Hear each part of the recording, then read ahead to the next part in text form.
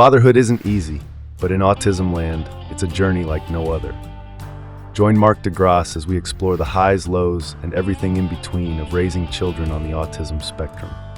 With real stories, practical advice, and a touch of humor, we're here to navigate this unique journey together. For dads navigating life on the autism spectrum, you're not alone.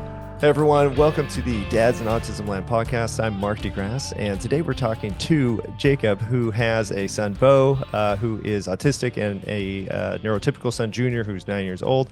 And today we're kind of getting into kind of the transitional phases of autism, where maybe your son or daughter was doing something consistently for a certain amount of time, and then all of a sudden changes, and now you gotta make changes to the whole family, and sometimes your whole life, which is okay, because that's part of being an autism dad.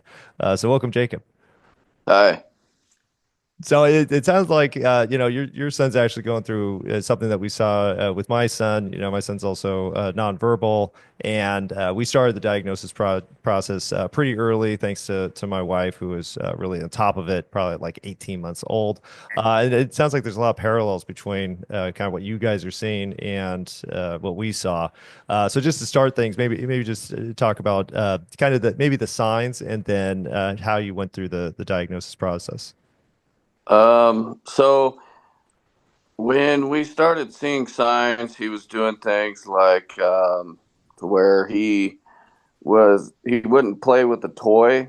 Like if there was a toy with a tag on it, he wouldn't play with the actual toy. He would like flap the tag on the toy back and forth, back and forth. And we're talking like a kid would play with the toy, but just the tag, like their mind's in the toy, you know, and then, but it would be his mind's in the tag, and he'd be like the motion, flipping it back and forth was a sign. And then he was hand flapping, with my wife working with, people, older adults that have this, she's seen it before I did. And I was in denial too. I was thinking, oh yeah, no, he doesn't have it. And then, she was like, well, if you don't think he's got it, then let's go get him tested then and see. And I was like, oh, okay, sure. And he got diagnosed. It was, he had it, he has it. And then from there, we just been going through it. It's actually, there's a lot of fun to it, actually, even though, it's kind of a tough task sometimes, but, No, I think you nailed it. Where it's kind of like there's the discovery, and and you do have an older son who's neurotypical, so I'm sure you saw some of the differences there. I didn't yeah, have that. I kind of like you, where I was kind of like, well, that people develop differently. Like maybe he's just a little slower than other kids, yeah, and yeah. that's Well, I fine. know also his hearing wasn't as great as it should have been when he first came along. So, like the first 6 months of his life, he was, from what the doctors were saying, it was like he was hearing like when we're underwater and you just hear like a muffled stuff going on. That's pretty much what he was hearing for like the first 6 months.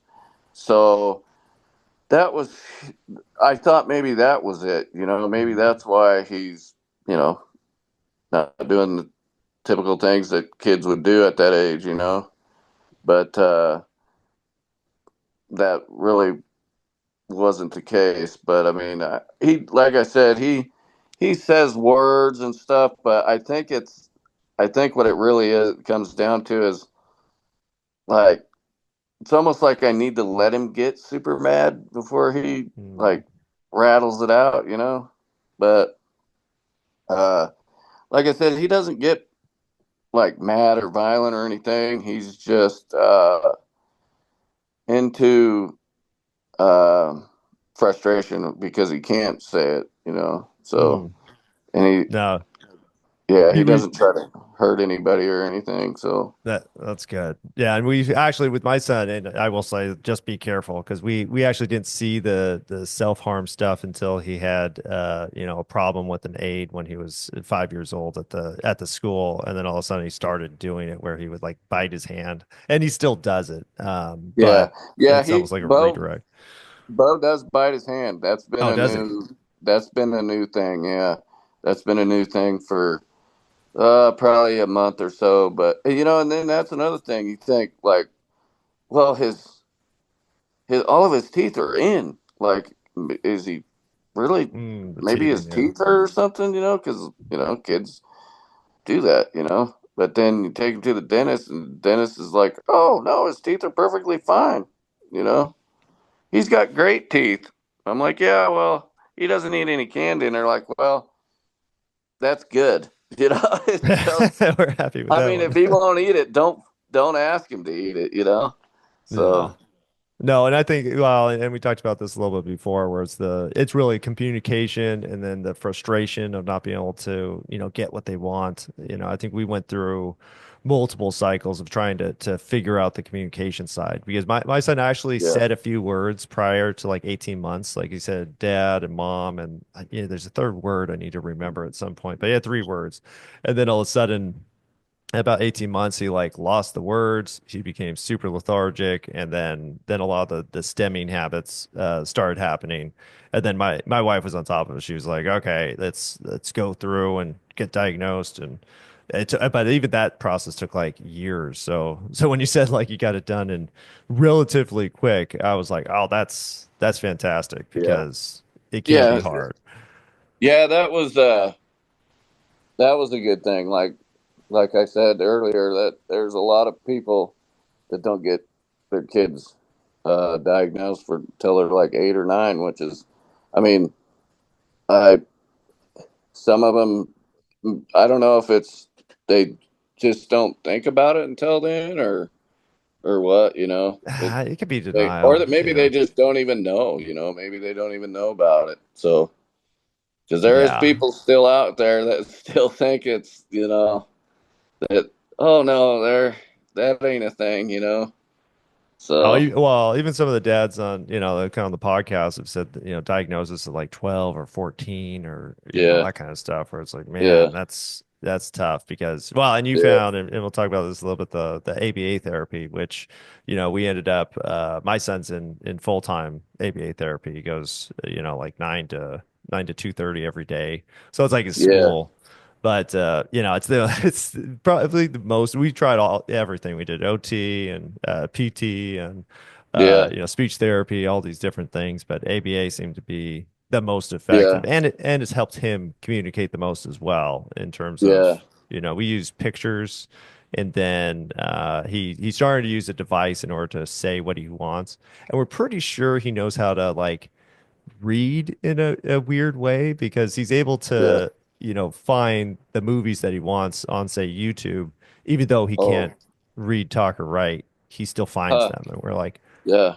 we don't know how he does that. That's that's the that's something too we've been thinking about. Like, I don't know if we can talk about this on here, but like there's a podcast out there called Telepathy Tapes, Oh, or yeah, yeah.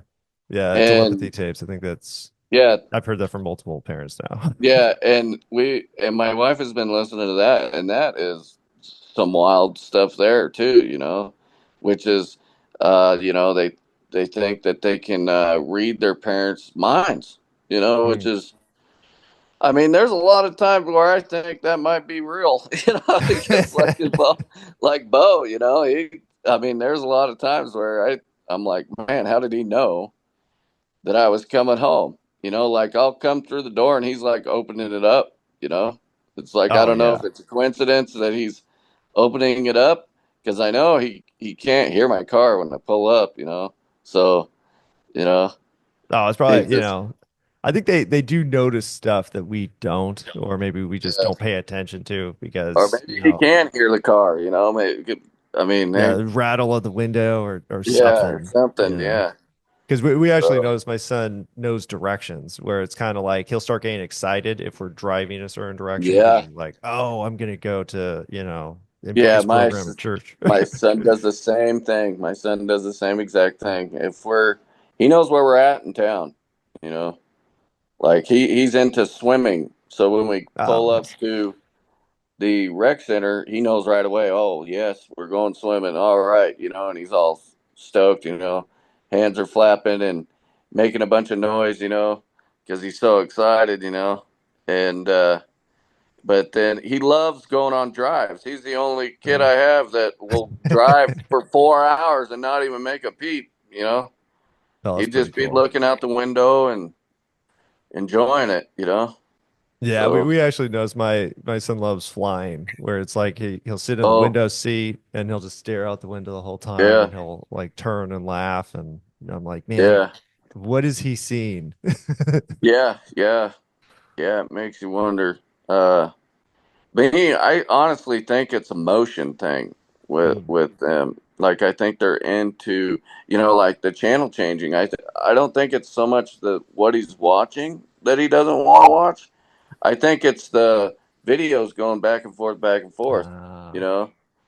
So, and I think it's even the driving. You're driving down the road and things are going right by you. You know and that they're makes and sense. they're just zoned in. They're zoned in on it, and I honestly think the motion is a thing with them. So That makes sense. I mean, or maybe just like that massive amount of input that comes from like changing something, and that's what they're looking yeah, for.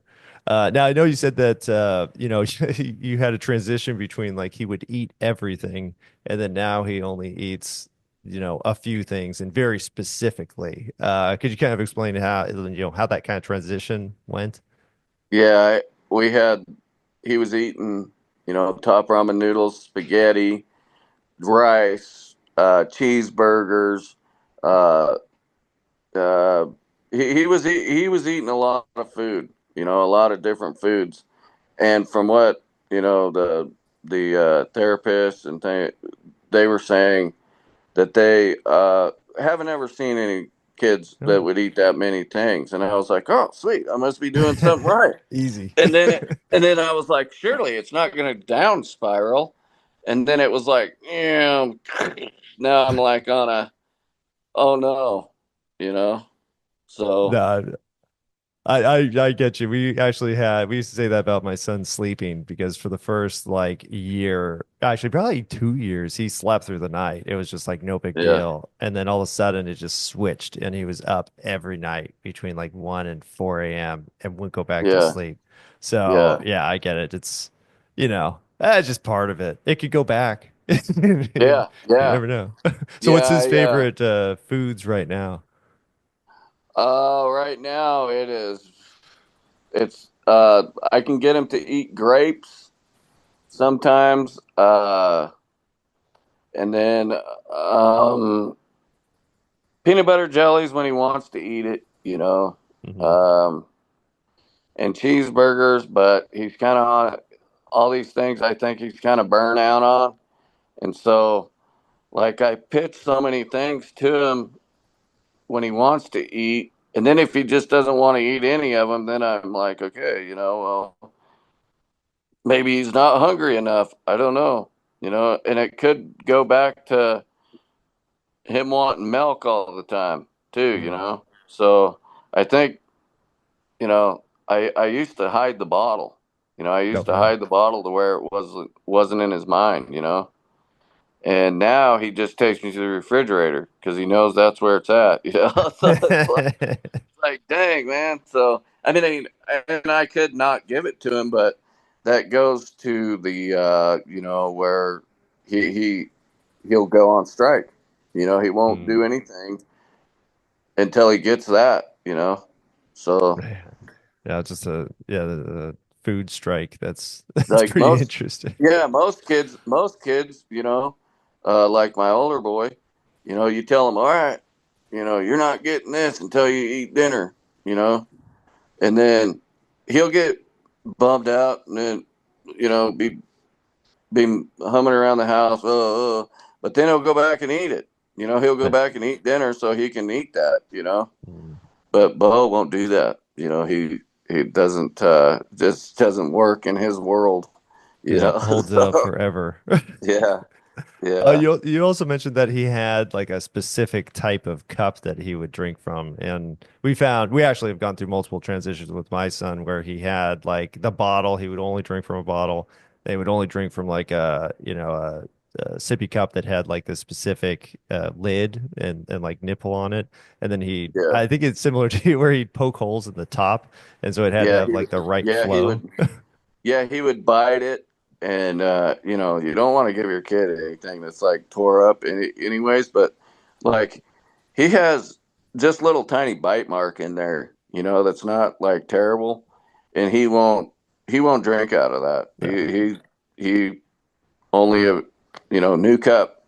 So I'm buying new cups all the time because it's a thing with him. You got to have him, or else he's gonna go without it. He'll go Mhm. without it.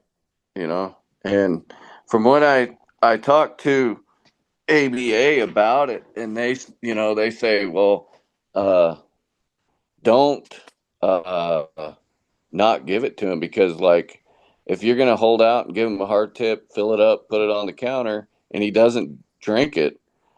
I was like, how long should I do this for? And they're Mm. like, well, most of them will starve themselves or get super dehydrated and still Mhm. not drink it or eat it.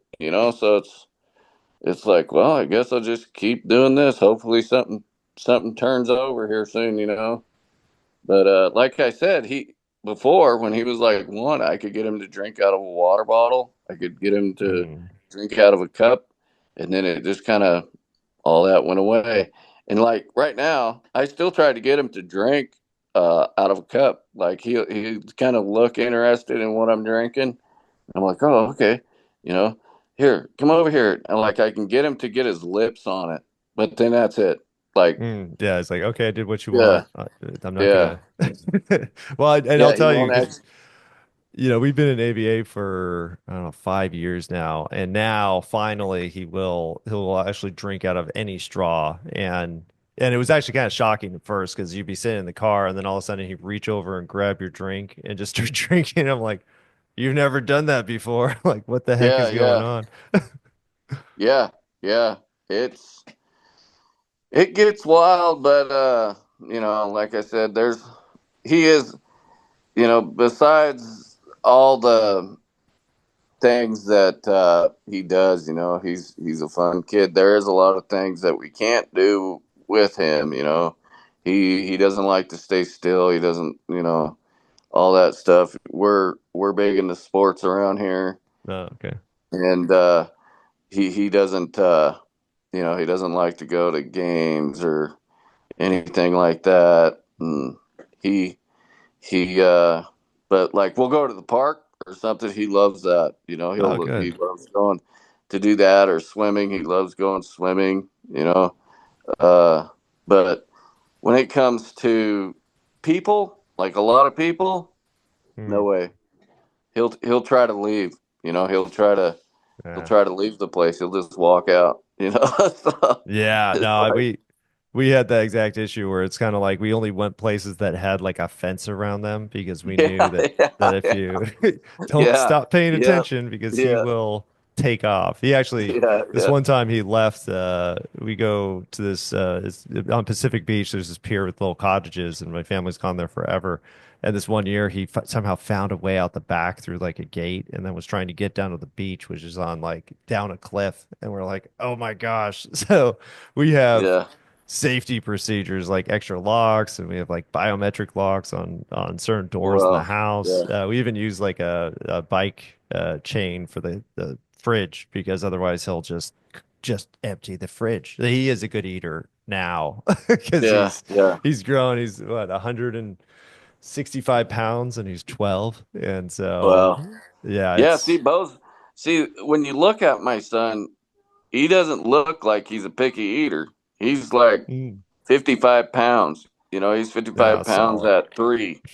you know, he's a tank. And like when I go to the doctor, I'm like, I don't know what to do.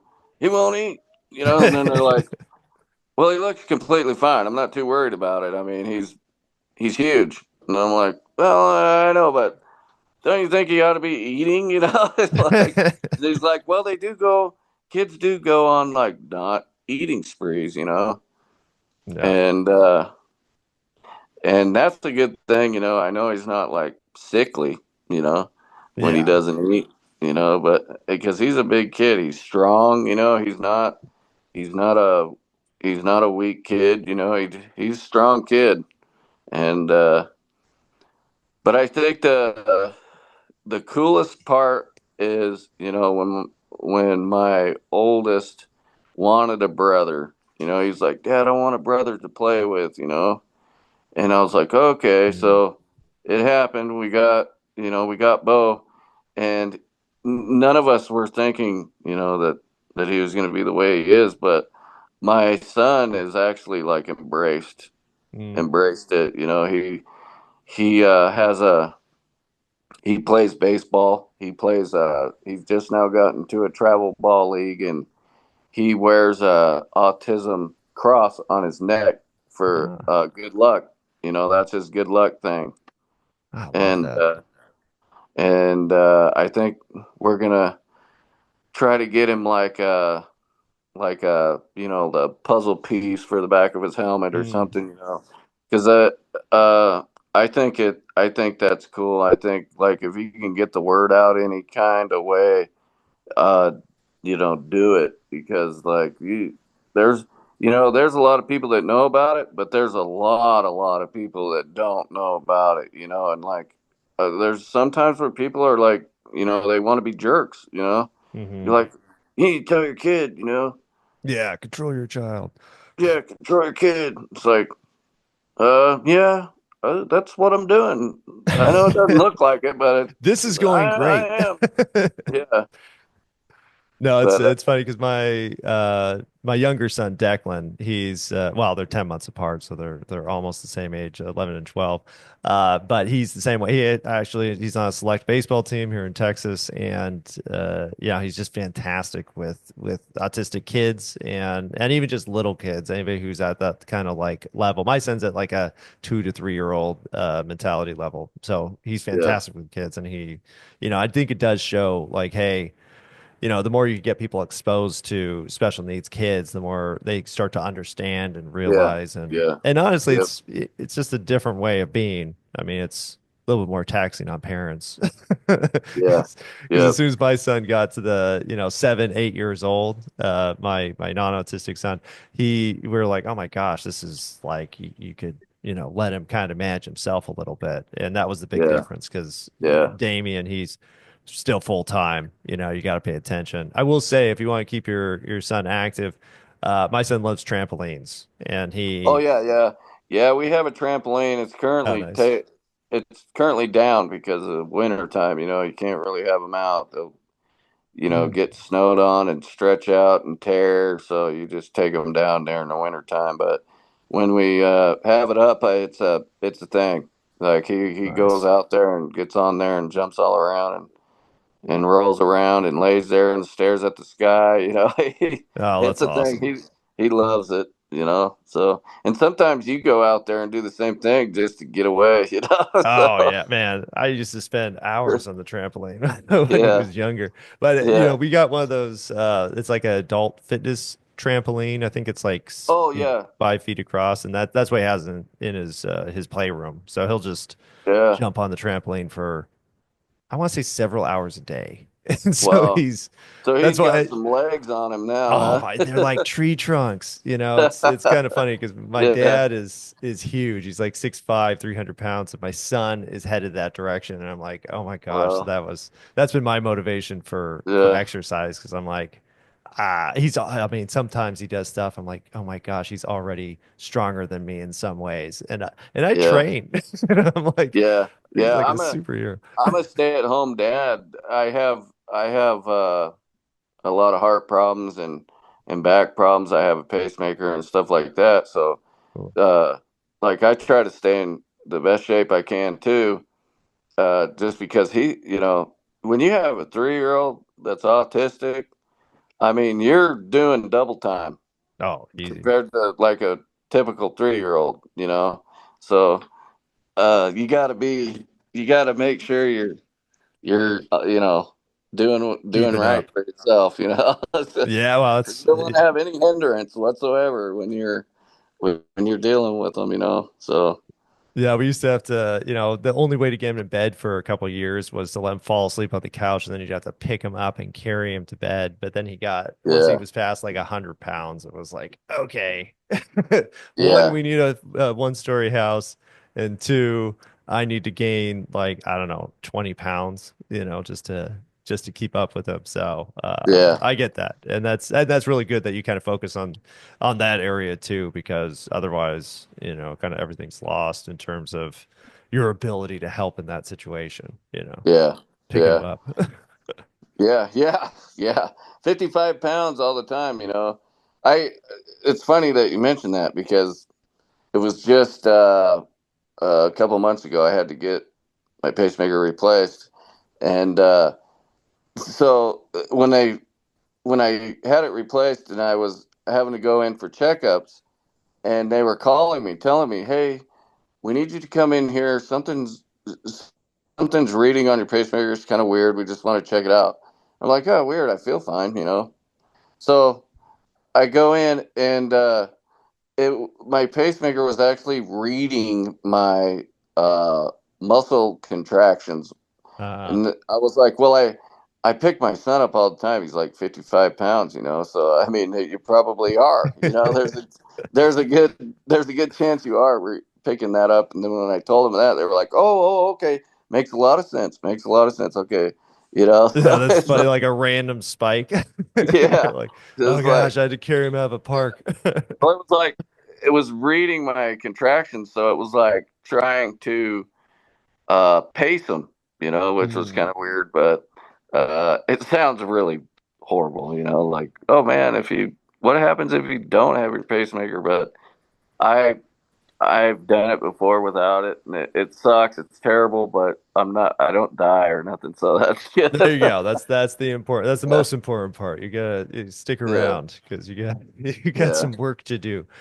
yeah, Well, this has been fantastic. I think you going through this kind of transition from the different, stages of autism. I don't even think there are like set stages of it, but a lot of things that you said have really resonated with what I went through, and I'm yeah, still going through. I do notice that the stages kind of last longer and they're more subtle. So, yeah, but yeah, we're going through puberty right now, which is, it's kind of funny because sometimes he'll look at me and I'll just be like, man, that is a teenager glare you're giving me right yeah, now. So, yeah, yeah. so you got some fun years ahead of you. For the other dads out there that are maybe going through this, kind of like 1 to 5 autism journey, do you have any like suggestions in terms of, how to handle it? Um, the one I think patience is a big one. Like I still have trouble with it today. Mm. But I think if you stay cool, and try to stay chill with them. That's a big one. And then because they feed off of your energy. Mm. So if you're mad, they're gonna probably be mad too. If and it's a thing. Just like when we're out with people that are like me and you, they Mhm. they get mad if we get mad at them. So I mean, it's a thing. And then also just if you have a hobby or something, try to Oh, give yourself some time, uh, away for a little bit. If you can. I know it sounds hard because it's hard to find kids to babysit and stuff like that. Nobody really wants to deal with autistic kids. They don't want to watch them. So it's that's a thing too. So, no, but it's great advice. And, yeah, it can seem hard, like, oh, I don't have the time for it. It's like, you could figure it out. yeah, I've done a bunch of different hobbies. Like, whittling. That was a recent Yeah. one. Now I'm doing Yeah. woodworking and art and just figure something out. And even if it's just like 10, I tell people I'm like 10 minutes a day. You can take 10 minutes a day to do something Yeah. other than, kind of stress about the situation. Yeah. So Yeah. that's great advice. I got a band and I play Oh, in a band. So that's good kind for of you. that's where I get diffused, So, Yeah, that's and, awesome. but if you can do that, that's good. That's a big one. If you can get away. Hey, sorry All about that. right, I'll let you go. But thank you so much for coming on the show. I really appreciate your transparency with the journey. I know it's you're going through the thick of it right now, like I Yeah. remember back then. So keep going. I'm glad you found you're doing your band and you're doing other things too, because I think that does help a lot. And you're doing a great job. And you're early, which is fantastic. So Yeah. thank you so much. It's been a Yeah. great talk. Thank you, man. Hopefully, maybe we can do this again in like a year or so and see what's different. Definitely. So, Actually, that's probably what I'll do next year is kind of touch base with everybody, be like, hey, let's check in and do the next season. But thanks a lot. I really appreciate your time. yeah, thanks. All right. Thank you so much for listening. This has been the Dads in Autismland podcast, where we talk everything autistic dads, what we go through, what the kids are going through, and tips to help you kind of navigate the journey. So tune in next time and please subscribe.